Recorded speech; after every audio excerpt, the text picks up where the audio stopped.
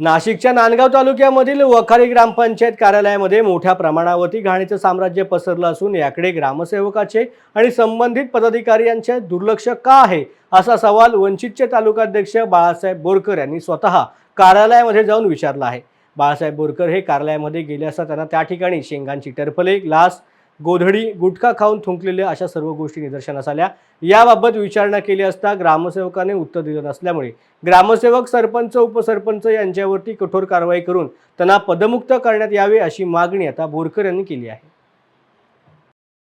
ग्रामपंचायत स्वच्छता अभियान म्हणतो आपण या भारतामध्ये मोदी साहेबांनी स्वच्छता अभियान राबलाय।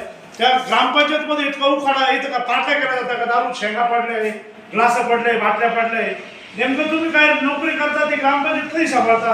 हे सरपंच झोपले का, इथले कर्मचारी झोपले का? किती घाण आहे त्या ग्रामपंचायतमध्ये आणि काय करता तुम्ही नेमकं कशासाठी? इतकी घाण काय आहे ग्रामपंचायतमध्ये?